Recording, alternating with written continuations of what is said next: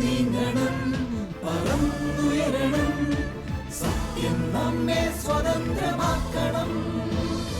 സഭയെന്നും വളരണം, വചനമൊഴുകണം, ലോകമെങ്ങും ശാന്തി പകരണം.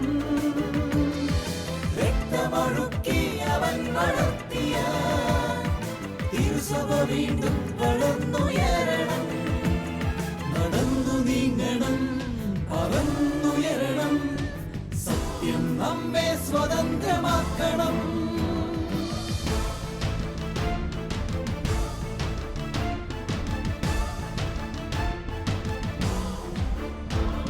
നടന്നു നീങ്ങണം, ഏറ്റെടുക്കണം, നിറമണിഞ്ഞ ഈ കാലടിപ്പാടുകൾ. പറന്നുയരണം, വിജയിയാകണം, രക്തസാക്ഷിത്വം ഹൃദയവരിക്കണം.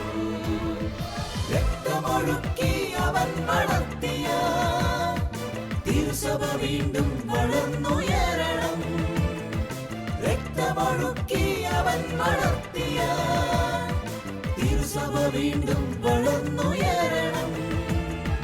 തിരുസഭ വീണ്ടും വളർന്നുയരണം.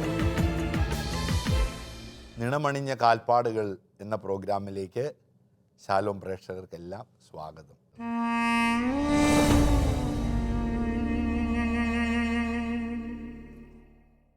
മർക്കോസിൻ്റെ സുവിശേഷം 8-ാം അധ്യായം 34-ാം തിരുവചനത്തിൽ ഇപ്രകാരം നാം വായിക്കുന്നുണ്ട്. അവൻ ശിഷ്യന്മാരോടൊപ്പം ജനക്കൂട്ടത്തെയും തൻ്റെ അടുത്തേക്ക് വിളിച്ചു.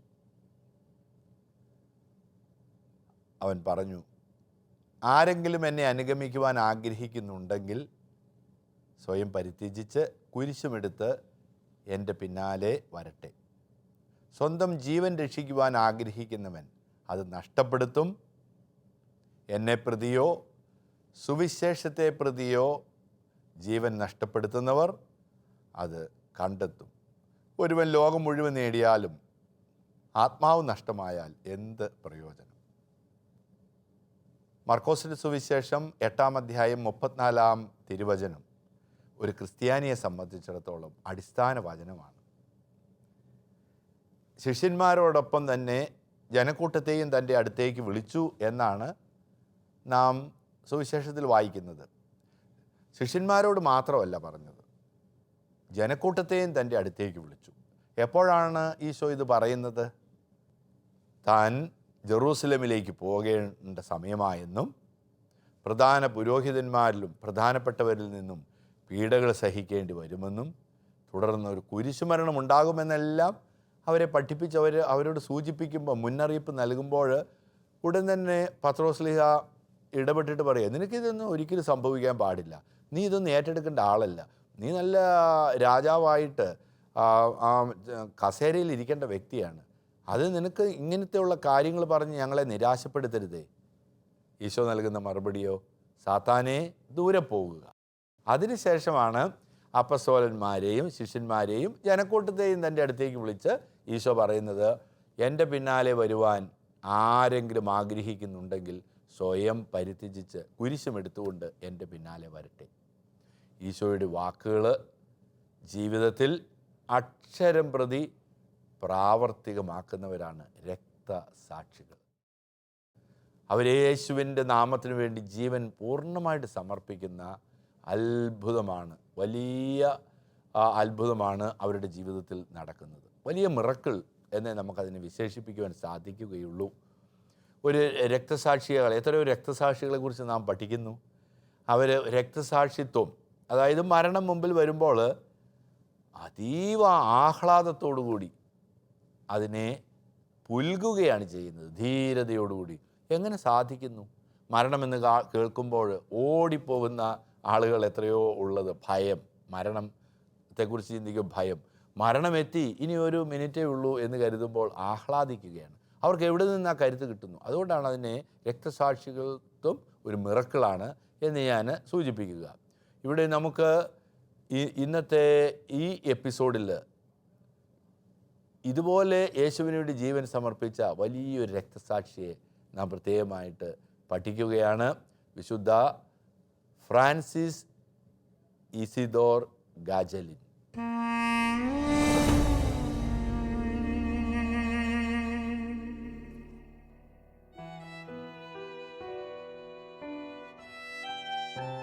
വിശുദ്ധ ഫ്രാൻസിസ് ഇസിദോർ.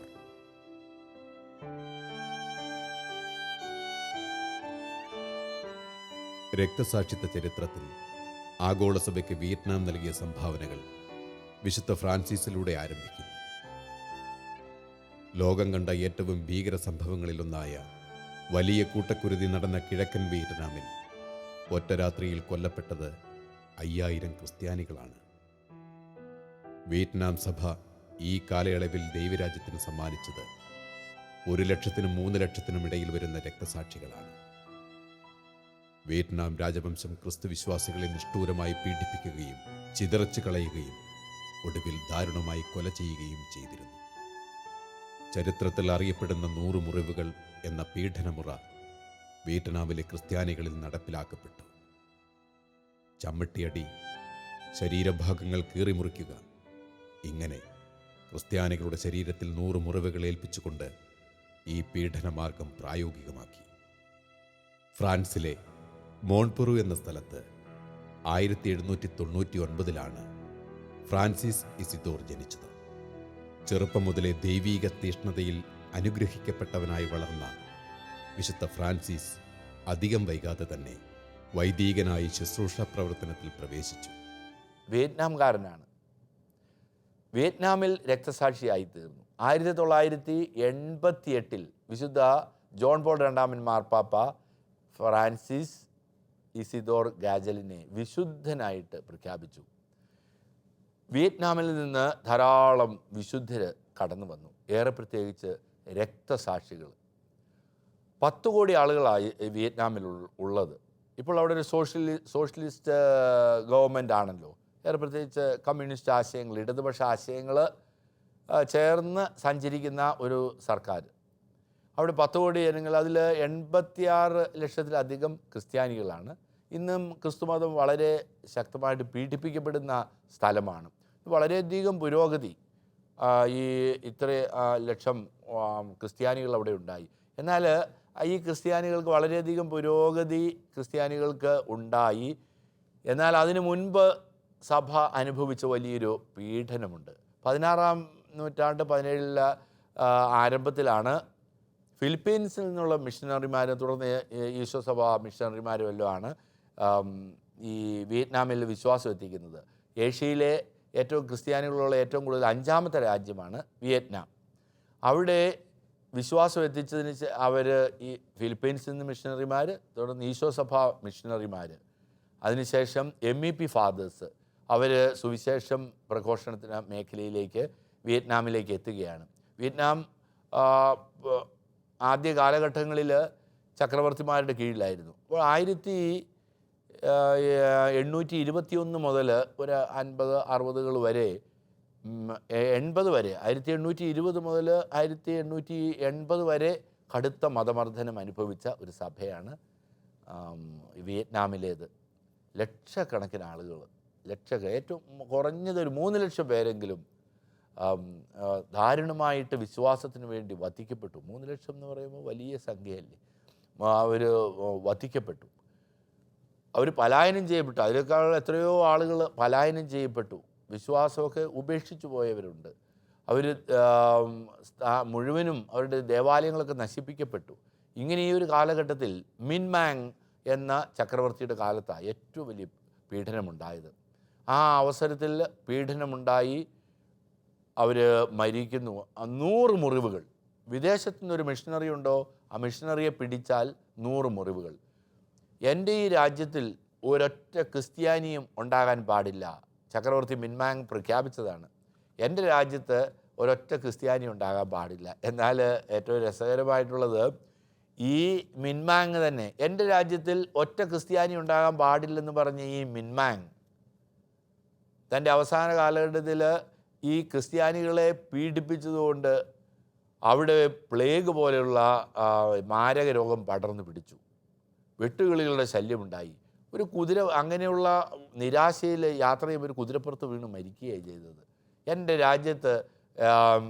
ഈ രാജ്യത്ത് ഒറ്റ ക്രിസ്ത്യാനി പോലും ഉണ്ടാകുകയില്ല. ഇന്ന് അദ്ദേഹത്തിന് ചക്രവർത്തി പദവും ഇല്ല, അദ്ദേഹത്തിന് പിൻഗാമികളുമില്ല. ഇതാണ് ദൈവത്തിൻ്റെ വഴികൾ. എന്നാൽ 80 ലക്ഷം ക്രിസ്ത്യാനികൾ അവിടെയുണ്ട്.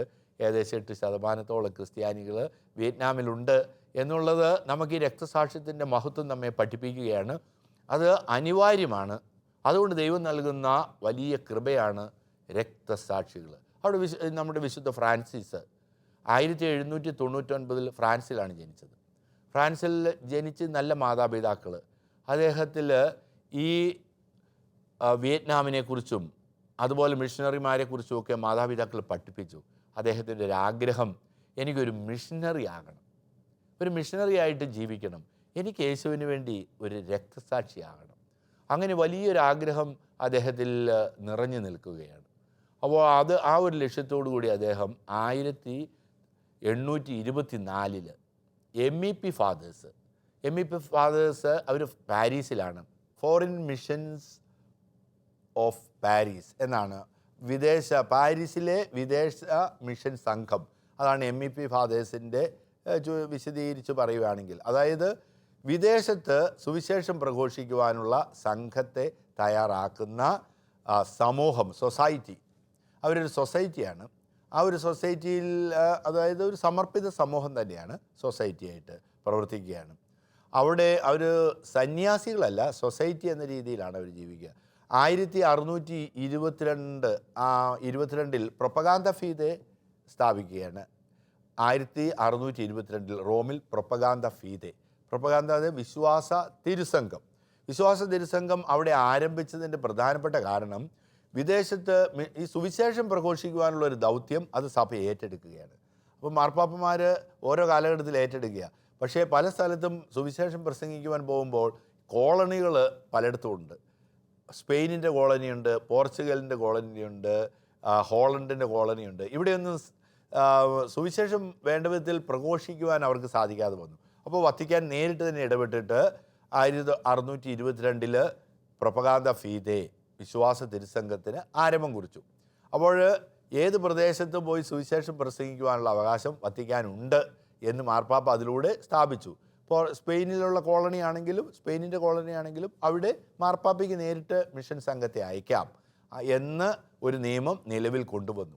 അങ്ങനെ 1650 പാരീസിലുള്ള മിഷണറിമാർ, തീഷ്ണതയുള്ള ആളുകൾ ഈ മിഷന് വേണ്ടി പോകണം, ഏറെ പ്രത്യേകിച്ച് ഏഷ്യയിലേക്ക് കടന്നു വരണമെന്നുള്ള ആഗ്രഹമുണ്ടായി. അങ്ങനെ അവർക്ക് ആ വലിയ ആഗ്രഹം അവർക്ക് ഉണ്ടായപ്പോൾ ഈ വിയറ്റ്നാമിൽ നിന്ന് തന്നെ, ഈ ഏഷ്യയിൽ നിന്ന് തന്നെ തിരിച്ചു വന്ന ഈശോസഭ വൈദികരുണ്ടായിരുന്നു. അവരുടെ നേതൃത്വത്തിൽ ഈ MEP ഫാദേഴ്സ് ഈ വിദേശ മിഷൻ സംഘം, പാരീസിലെ വിദേശ മിഷൻ സംഘത്തെ, സൊസൈറ്റിയെ സ്ഥാപിക്കുകയാണ്. ഈ കാലഘട്ടത്തിൽ ഉള്ളിൽ ഒരു 4200-ലധികം വിദേശ മിഷണറിമാരെ അവർ അയക്കുകയും സുവിശേഷം പ്രഘോഷിക്കുകയും ചെയ്തു. ഇന്ത്യയിലും അവർ പ്രധാനമായിട്ടും തമിഴ്നാട്ടിലും കർണാടകയിലുമാണ്, ആന്ധ്രയിലും MEP ഫാദേഴ്സിൻ്റെ സാന്നിധ്യമുണ്ടായിരുന്ന അവർ സുവിശേഷം പ്രസംഗിച്ചു. ശക്തിയോടുകൂടി അവർക്ക് പ്രഘോഷണം നടത്തുവാൻ സാധിച്ചു. അപ്പോൾ കൂടുതലായിട്ടും മലേഷ്യയിലും സിംഗപ്പൂരിലും വിയറ്റ്നാമിലും അങ്ങനെയുള്ള തായ്ലൻഡിൽ ഇവിടെയൊക്കെയാണ് MEP ഫാദേഴ്സ് കൂടുതൽ സുവിശേഷം പ്രഘോഷിച്ചത്. അപ്പോൾ നമ്മുടെ ഫ്രാൻസിസ് 1824 ഈ MEP സംഘത്തോടൊപ്പം ചേരുകയാണ്. അപ്പോൾ അവിടെ ചേർന്ന് ഒരു വൈദികനായി അദ്ദേഹം വിയറ്റ്നാമിലേക്ക് അയക്കപ്പെടുകയാണ് ഒരു മിഷണറിയായിട്ട്. തീഷ്ണതയോടുകൂടി ഒരു മിഷണറിയായിട്ട് ജീവിക്കുവാൻ വേണ്ടി അദ്ദേഹം വിയറ്റ്നാമിൽ എത്തിച്ചേരുകയാണ്. വിയറ്റ്നാമിൽ അവിടെ എത്തിയപ്പോൾ മതമർദ്ദനത്തിൻ്റെ ഏറ്റവും ശക്തമായ കാലഘട്ടമാണ്. അവിടെ എത്തി രഹസ്യമായിട്ടാണ് സുവിശേഷ പ്രഘോഷണം. പരസ്യമായിട്ട് സുവിശേഷം പ്രഘോഷിച്ചാൽ അപ്പോഴേ അറസ്റ്റ് ചെയ്യപ്പെടും. അപ്പോൾ രഹസ്യമായിട്ടാണ് സുവിശേഷം പ്രഘോഷിക്കുക. വിശുദ്ധ ഫ്രാൻസിസ് തീഷ്ണതയോടുകൂടി അദ്ദേഹം സുവിശേഷം പ്രഘോഷിക്കുകയാണ്.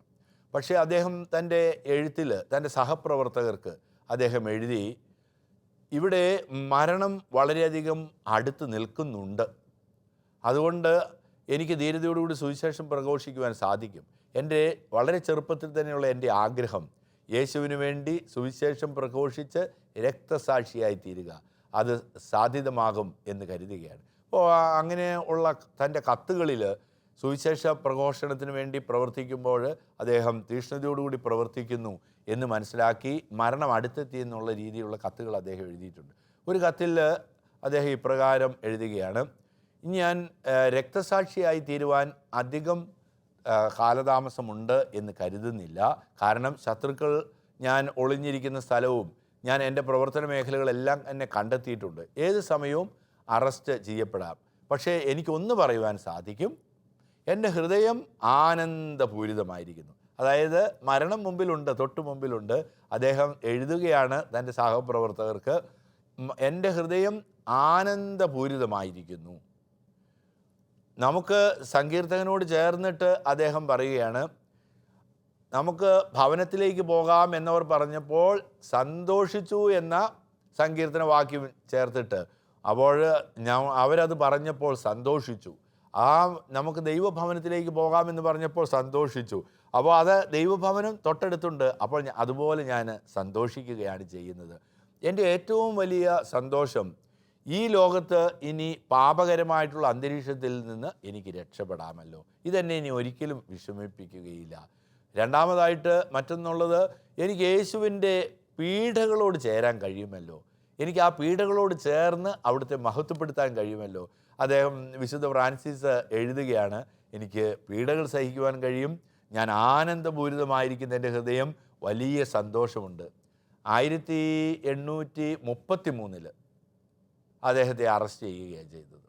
അദ്ദേഹം പിടിക്കപ്പെട്ടു. തൻ്റെ അണ്ടർഗ്രൗണ്ടിലൂടെയുള്ള പ്രവർത്തനങ്ങളെല്ലാം അവസാനിപ്പിച്ചു.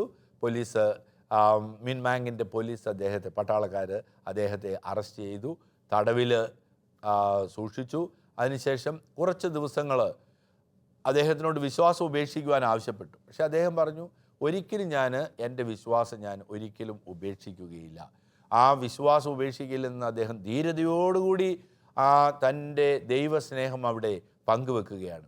അവിടെ വിശുദ്ധ ഫ്രാൻസിസ് ഇസിദോർ വളരെ ശക്തമായിട്ട് യേശുവിൻ്റെ കുരിശിനു വേണ്ടി ഞാൻ മരിക്കും, അവൻ്റെ കുരിശിനോട് ഞാൻ ചേരും എന്ന് ധൈര്യമായിട്ട് ധീരതയോടുകൂടി പറയുകയാണ്. അവിടെ ആ സുവിശേഷത്തിൽ പ്രസംഗിക്കുമ്പോൾ ചക്രവർത്തിയോട് തന്നെ എതിർത്ത് പറയുകയാണ്, ഞാൻ സന്തോഷത്തോടു കൂടി ആ ദൈവഭവനത്തിലേക്ക് പോവുക, ഞാൻ ഒരിക്കലും എൻ്റെ ഗുരുനാഥനെ തള്ളിപ്പറയുകയില്ല. ധീരതയോടുകൂടി അദ്ദേഹം രക്തസാക്ഷിത്വം വഹിക്കുകയാണ്. കഴുത്തിൽ കയറ് കെട്ടിയതിന് ശേഷം, മുറുക്കി കെട്ടിയ ശേഷം വലിച്ച് അദ്ദേഹത്തെ വധിക്കുകയാണ് ചെയ്തത്. അങ്ങനെ അദ്ദേഹം രക്തസാക്ഷിയായി തീർന്നു. വൈദികനായി വിയറ്റ്നാമിൽ സേവനമനുഷ്ഠിക്കുന്ന സമയത്തായിരുന്നു ചക്രവർത്തി മിൻമാങ് ക്രിസ്ത്യാനികൾക്കെതിരെ ശക്തമായ മതമർദ്ദനം ആരംഭിച്ചത്. വിദേശത്തു നിന്ന് വന്ന മിഷണറിമാരെ തെരഞ്ഞുപിടിച്ച് പീഡിപ്പിക്കുകയും കൊലപ്പെടുത്തുകയും ചെയ്തു. ക്രിസ്ത്യാനികൾ ഒറ്റുകാരാണെന്നും അവർ വിദേശ ശക്തികളുടെ ചാരന്മാരാണെന്നും രാജ്യത്തെയും അവരുടെ വിശ്വാസങ്ങളെയും ബലിയർപ്പിക്കാൻ വന്ന ചതിയന്മാരാണെന്നും പറഞ്ഞു പരത്തി. ക്രിസ്ത്യാനികൾ പീഡിപ്പിക്കപ്പെടുകയോ പലായനം ചെയ്യപ്പെടുകയോ തുടർന്നുകൊണ്ടിരുന്നു. വിശുദ്ധനെയും പടയാളികൾ അറസ്റ്റ് ചെയ്തു. നിരന്തരം പീഡനങ്ങൾക്കിരയാക്കി. 100 മുറിവുകൾ എന്ന പീഡനമുറയും വിശുദ്ധ ഫ്രാൻസിസിൽ അവർ പ്രാവർത്തികമാക്കി. ഒടുവിൽ 1833 അദ്ദേഹത്തെ കഴുത്തിൽ കയറുകെട്ടി വരിഞ്ഞു മുറുക്കി വലിച്ചു കൊലപ്പെടുത്തുകയും ചെയ്തു. കൊല്ലപ്പെടുന്നതിന് മുമ്പ് വിശുദ്ധൻ ഇങ്ങനെ എഴുതി: എന്നെ വേദനിപ്പിച്ച എല്ലാവരോടും ഞാൻ ക്ഷമിക്കുന്നു. ഞാൻ സ്വർഗത്തിലെത്തുമ്പോൾ നിങ്ങൾ ആരെയും ഞാൻ മറക്കില്ല. അദ്ദേഹം ധീരതയോടുകൂടി മരണമടഞ്ഞു. അവിടെ ഒരു നിയമമുണ്ട്, രക്തസാക്ഷികളെ സംസ്കരിക്കാൻ പാടില്ല, പുഴയിലേക്ക് എറിഞ്ഞു കളയണം. കാരണം അവരുടെ ഒരു ഭൗതികമായ അവശിഷ്ടം പോലും ഭൂമിയിൽ ഉണ്ടാകാൻ പാടില്ല. എങ്കിലും അവർ വിശ്വാസികൾ അദ്ദേഹത്തിൻ്റെ ശരീരമെടുത്ത് സംസ്കരിച്ചു. പിന്നീട് കുറച്ച് വർഷങ്ങൾക്ക് ശേഷം ആ ഭൗതികമായ പൂജ്യമായ അവശിഷ്ടം പാരീസിലേക്ക് കൊണ്ടുവന്ന് MEP ഫാദേഴ്സിൻ്റെ പ്രത്യേകമായിട്ടുള്ള രക്തസാക്ഷികളുടെ കപ്പേള, ആ കപ്പേളയിൽ സംസ്കരിക്കുകയും സൂക്ഷിക്കുകയും ഇന്ന് വണങ്ങുകയും ചെയ്യുന്നു. വലിയ ഒരു രക്തസാക്ഷി, ധീരനായ രക്തസാക്ഷിയാണ് വിശുദ്ധ ഫ്രാൻസിസ് ഇസിദോർ ഗാജലിൻ.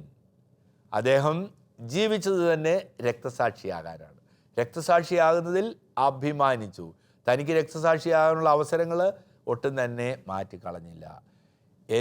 ആരെങ്കിലും എന്നെ അനുഗമിക്കുവാൻ ആഗ്രഹിക്കുന്നുണ്ടെങ്കിൽ സ്വയം പരിത്യജിച്ച് കുരിശെടുത്തുകൊണ്ട് വരട്ടെ. സ്വന്തം എന്നെ പ്രതിയോ സുവിശേഷത്തെ പ്രതിയോ ജീവൻ നഷ്ടപ്പെടുത്തുന്നവർ അത് കണ്ടെത്തും. അവരത് കണ്ടെത്തി ആഹ്ലാദത്തോട് കണ്ടെത്തിയ വലിയ വിശുദ്ധരാണ് വിശുദ്ധ ഫ്രാൻസിസ്. നമ്മുടെ അനുദിന ജീവിതത്തിൽ പ്രിയപ്പെട്ടവരെ, ആഴമായ ദൈവസ്നേഹം ഈ വിശുദ്ധ ഫ്രാൻസിസിനെ പോലെ ഉണ്ടോ? മരണം മുമ്പിൽ നിൽക്കുമ്പോൾ ധീരതയോടുകൂടി നമുക്ക് ദൈവഭവനത്തിലേക്ക് പോകാം എന്ന് ധീരതയോടുകൂടി പറയുവാനുള്ള കരുത്ത് നമുക്കുണ്ടോ? ആഴമായ വിശ്വാസം നമുക്കുണ്ടോ? അനുദിന ജീവിതത്തിൽ കണ്ടുമുട്ടുന്ന കുരിശുകൾ, അതിനുള്ള അവസരങ്ങൾ, രക്തസാക്ഷ്യത്തിനുള്ള അവസരം എത്രയോ നമുക്കുണ്ട്. 10 കൽപ്പനകൾ കൃത്യതയോടുകൂടി പാലിക്കാൻ അതീവ ശ്രദ്ധ നമുക്കുണ്ടെങ്കിൽ നാം രക്തസാക്ഷികൾ തന്നെയാണ്. നമുക്ക് രക്തസാക്ഷികളാകാൻ കഴിയും. രക്തം ചിന്തുന്നില്ല എന്ന് മാത്രമേ ഉള്ളൂ. പക്ഷേ ദൈവത്തോടുള്ള സ്നേഹത്തെ പ്രതി രക്തസാക്ഷിയായി തീർന്ന വിശുദ്ധ ഫ്രാൻസിസ് എന്തിന് അദ്ദേഹം രക്തസാക്ഷിയായി തീർന്നു? പിതാവായ ദൈവത്തെ മഹത്വപ്പെടുത്തണം, യേശുവിന് വേണ്ടി മരിക്കണം. എൻ്റെ അനുദിന ജീവിതത്തിൽ എനിക്ക് രക്തം ചിന്തയുണ്ടെങ്കിലും 10 കൽപ്പനകൾ കൃത്യതയോടുകൂടി പാലിക്കാൻ സാധിച്ചാൽ അതുതന്നെ രക്തസാക്ഷിത്വമാണ്. ഞായറാഴ്ച പരിശുദ്ധമായി ആചരിക്കണം. നമ്മളിൽ എത്ര പേര് ഞായറാഴ്ച പരിശുദ്ധമായി ആചരിക്കുന്നുണ്ട്? നമ്മളൊരു ദിവ്യബലി അർപ്പിച്ചു, ദിവ്യബലിയിൽ പങ്കെടുത്തു, തീർന്നു നമ്മുടെ ഞായറാഴ്ച. അതല്ല, അത് വചനം വായിക്കുവാനും പ്രാർത്ഥിക്കുവാനും ദൈവത്തോട് ചേർന്ന് നിൽക്കുവാനും ഒരു ദിവസം വിശ്രമിക്കുവാനുമായിട്ട് ദൈവം തരുന്നൊരു ദിവസമാണ്. കൽപ്പനകളിൽ പ്രധാനപ്പെട്ട ഒരു കൽപ്പനയാണ് അത്. അന്ന് ഞാൻ ജോലിയൊന്നും, പ്രധാനപ്പെട്ട ജോലികളൊന്നും ഞാൻ ചെയ്യുകയില്ല. ഞാൻ അന്ന് രോഗികളെ സന്ദർശിക്കുന്നതിനും വചനം വായിക്കുന്നതിനും ആഘോഷമായി ദിവ്യബലിയിൽ പങ്കെടുക്കുന്നതിനും മറ്റ് സംഘടനകളുടെ പ്രവർത്തനങ്ങളിലൊക്കെ സജീവമായി പങ്കെടുക്കുന്നതിന് വേണ്ടി ഞായറാഴ്ച ഞാൻ മാറ്റിവെക്കും എന്ന് തീരുമാനിക്കാൻ നിങ്ങൾക്ക് കഴിയുമോ? അപ്പോൾ നിങ്ങൾ രക്തസാക്ഷികളായി തീരും. നിങ്ങൾക്കതിന് കഴിയും. ഒരു ചെകിട്ടത്തടിക്കുമ്പോൾ മറു ചെകിട്ട് കാണിച്ചു കൊടുക്കുവാൻ നമ്മോട് പറയുമ്പോൾ നമുക്ക് മറ്റുള്ളവർ എന്നെ ദ്രോഹിച്ച ആളെ ഒന്ന് മനസ്സിൽ നിന്ന് മായ്ച്ച് കളയാൻ, ഒന്ന് ഡിലീറ്റ് ചെയ്യാൻ എനിക്ക് മടിയാണ്, എനിക്ക് മിണ്ടാൻ കഴിയുക. പക്ഷേ അങ്ങനെയുള്ളവർ, എനിക്കിഷ്ടമില്ലാത്തവർ, എന്നെപ്പറ്റി മോശമായിട്ട് പറഞ്ഞവർ, അവരുടെ അടുത്ത് പോയി അവരെ ഞാൻ സ്നേഹിക്കുമെന്ന് ചിന്ത നമുക്കുണ്ടെങ്കിൽ അതൊരു രക്തസാക്ഷിത്വമാണ്. അതിന് നമുക്ക് വിശുദ്ധ ഫ്രാൻസിസിൻ്റെ ധൈര്യം വേണം. എൻ്റെ ഹൃദയം ആനന്ദപൂരിതമാകുക. അപ്പോൾ നമുക്ക് അനുദിന ജീവിതത്തിൽ രക്തസാക്ഷിത്വത്തിന് ധാരാളം അവസരമാണുള്ളത്. നഷ്ടപ്പെടുത്തരുത്. കാരണം ഞാനും ഈശോയെ സ്നേഹിക്കുന്നില്ലേ? ഞാനും ഈശോയെ സ്നേഹിക്കുന്നു. ഞാൻ അനുദിന ജീവിതത്തിലൂടെ എൻ്റെ യേശുവിനെ മഹത്വപ്പെടുത്തും. നമുക്ക് പ്രത്യേകമായിട്ട് പ്രതിജ്ഞ ചെയ്യാം. നമുക്ക് തീഷ്ണതയോടുകൂടി അവിടത്തേക്ക് വേണ്ടി ജീവിക്കാം. ഓരോ രക്തസാക്ഷികളുടെയും ചുടുനിണം, ഇറ്റിറ്റ് വീണ ആ രക്തത്തുള്ളികൾ, എനിക്ക് വേണ്ടിയാണ് അവർ രക്തം ചിന്തിയത്. എൻ്റെ ഈ സഭയെ ശക്തിപ്പെടുത്തുന്നതിനാണ് അവർ രക്തം ചിന്തിയത്. നമുക്ക് അവരോടുള്ള ബഹുമാനവും സ്നേഹവും ആദരവും സൂക്ഷിക്കാം. അവരേതെല്ലാം പീഠകളിലൂടെയാണ് ധീരതയോടെ കടന്നുപോയത്. നമ്മുടെ സാഹചര്യങ്ങളും അതുതന്നെയാണ്. നമ്മെ അത്തരം സാഹചര്യങ്ങൾ ക്ഷണിക്കുന്നുമുണ്ട്. നമുക്ക് രക്തസാക്ഷിത്വം നമ്മുടെയും മുൻപിൽ വളരെ കൃത്യതയോടുകൂടി കടന്നു വരുന്നുണ്ട് എന്ന് നമുക്കറിയാം. നമുക്കതിനെ സ്വീകരിക്കാം. ഈശോയോടുള്ള സ്നേഹത്തിൽ നമുക്ക് ആഴപ്പെട്ടുകൊണ്ട് അവിടുത്തെ നമുക്ക് മഹത്വപ്പെടുത്താം. നമുക്ക് വിശുദ്ധ ഫ്രാൻസിസിനോട് പ്രാർത്ഥിക്കാം. അങ്ങേക്ക് മരണം മുമ്പിൽ കണ്ടപ്പോൾ ധീരതയോടുകൂടി എൻ്റെ ഹൃദയം ആനന്ദപൂരിതമാകുന്നു എന്ന് പറഞ്ഞല്ലോ. ഞങ്ങൾക്കതിനുള്ള കൃപ നൽകണമേ. അനുദിന ജീവിതത്തിലെ ബുദ്ധിമുട്ടുകളിലും സങ്കടങ്ങളിലും യേശുവിൻ്റെ കുരിശിനോട് ചേരുവാൻ അങ്ങേക്ക് സാധിച്ചതുപോലെ ഞങ്ങൾക്കും ചേരുവാനുള്ള കൃപ നൽകണമേ എന്ന് നമുക്ക് പ്രാർത്ഥിക്കാം. അതിനുള്ള കൃപ നിങ്ങൾക്ക് ഓരോരുത്തർക്കും ലഭിക്കട്ടെ. നമ്മുടെ നിണമണിഞ്ഞ ഈ കാൽപ്പാടുകൾ പിഞ്ചെന്ന് നമുക്കും ധീര രക്തസാക്ഷികളായി തീരാം. വിശ്വാസത്തിൽ, ജീവിതത്തിൽ, അനുദിന നിമിഷത്തിൽ വിശുദ്ധ ഫ്രാൻസിസ് ഇസിദോറിൻ്റെ കൃപയും മാധ്യസ്ഥ്യവും അനുഗ്രഹവും നിങ്ങളിലെല്ലാവരിലും ഉണ്ടാകട്ടെ. വിശുദ്ധനോട് നമുക്ക് പ്രാർത്ഥിക്കാം. ലോകം മുഴുവൻ നേടിയാലും ആത്മാവ് നഷ്ടപ്പെട്ടു പോയാൽ എന്ത് ഫലം? ഞാൻ എൻ്റെ കുരിശെടുക്കും, ഞാൻ എൻ്റെ ദുഃഖങ്ങളെടുക്കും, യേശുവിൻ്റെ പിന്നാലെ ഞാൻ യാത്ര ചെയ്യും. അങ്ങനെ ഞാനും രക്തസാക്ഷിയാകും. നമുക്ക് പ്രാർത്ഥിക്കാം. ദൈവം നിങ്ങളെല്ലാവരെയും സമൃദ്ധമായി അനുഗ്രഹിക്കട്ടെ. അവിടുത്തെ കൃപ നിങ്ങൾ ഓരോരുത്തരിലും നിറഞ്ഞു നിൽക്കട്ടെ. നിങ്ങളുടെ നിയോഗങ്ങളെല്ലാം വിശുദ്ധൻ വഴി ദൈവം നിങ്ങൾക്ക് നൽകട്ടെ. അവിടുത്തെ നാമത്തിന് മഹത്വമുണ്ടാകട്ടെ. എന്നെ ശ്രവിച്ച ശാലോം കുടുംബത്തിലെ ഓരോ അംഗത്തിനും കൃപയും സമാധാനവും ആശംസിക്കുന്നു. ദൈവം നിങ്ങളെ സമൃദ്ധമായി അനുഗ്രഹിക്കട്ടെ. രക്തസാക്ഷിത്വം ക്രിസ്തുമാർഗ ചരിച്ചോരനേക നിണമണിഞ്ഞ കാലടിപ്പാടുകൾ നൽകി നമുക്കായൊരു ദർശനം രക്തമൊഴുക്കിയ കാലടിപ്പാടുകൾ പകർന്നു ലോകത്തിൽ മാതൃക രക്തമൊഴുക്കിയ കാലടിപ്പാടുകൾ പകർന്നു ലോകത്തിൽ മാതൃക നടന്നു നീങ്ങണം ഏറ്റെടുക്കണം നിലവണിഞ്ഞ ഈ കാലടിപ്പാടുകൾ പറന്നുയരണം വിജയാകണം രക്തസാക്ഷിത്വം ഹൃദയവരിക്കണം രക്തമൊഴുക്കി അവൻ വളർത്തിയ തിരുസഭ വീണ്ടും വളർന്നുയരണം തിരുസഭ വീണ്ടും വളർന്നുയരണം